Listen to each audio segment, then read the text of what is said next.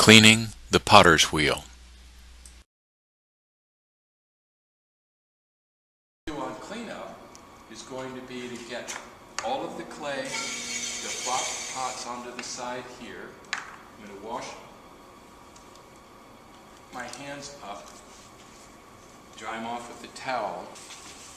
Right now the most important thing that I have are the pieces that I've just made, and I want to protect them and keep them moist so that I can trim them tomorrow.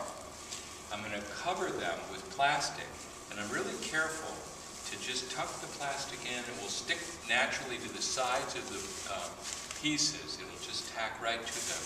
I don't wrap it underneath the board, because if I wrap it underneath the board, as soon as I slide the board, it'll be yanked down. I'm now going to take this over and put it on my shelf in the work in progress space. I'll slide this in so the board goes straight in, and I can have it nicely protected. Now I've got to clean my wheel up. First thing I'm going to do is turn my wheel off so I'm not in danger of it getting hurt or anything that is going on. And now I'm going to take the clay my flopped pots over to the wedging table. I use Hawthorne bonding fire clay, which is a clay ingredient, the major ingredient in this clay, and I will put out very gently a layer of clay dust on the surface. And what that does is it keeps the clay, the wet clay, from sticking to the wedging surface. And I'll now wedge this up. You want to be careful when you spread the powder that you don't create any dust, so you don't want to drop it from a high level. That's plenty well wedged. I can now return that to the brown stoneware, and the next student can use that. The wedging surface now is going to need to be cleaned up, and I'll scrape this down.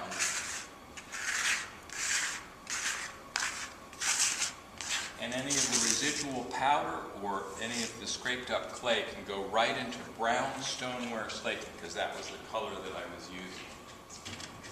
This is a barrel that has clay that's either too dry or way too wet.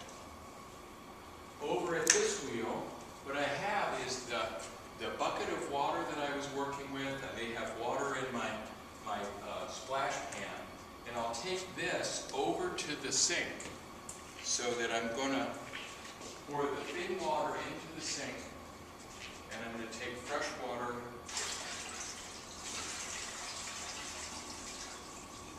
into the sink.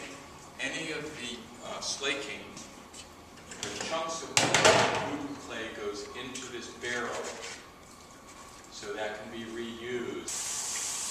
I'm going to wash this bucket up, because this is going to be my portable sink. So I'm going to fill my bucket up with fresh, clear water. I want to use this to clean up the wedging surface where I've wedged up the flop pots. I take a fresh, clear sponge. I've already scraped this down, and I want to swipe along with the sponge. And you see how squeegeeing the clay off the surface makes a much cleaner plaster surface than if I was to scrub and scrub and scrub and scrub, which would be slow and just smear the same clay all the way around. So use one swipe. You can flip the sponge, 2 swipes, and then rinse.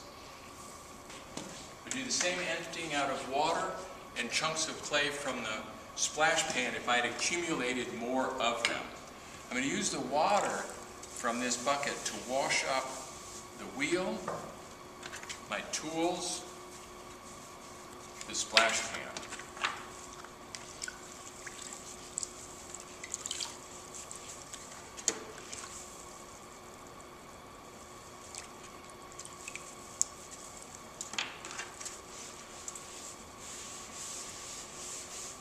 An important part of cleaning up is to realize that it's much better to do a single swipe and rinse, swipe and rinse, than to cover the whole wheel with one dirty or semi-dirty sponge.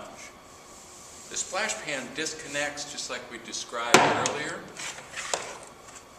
so I can wash out the interior.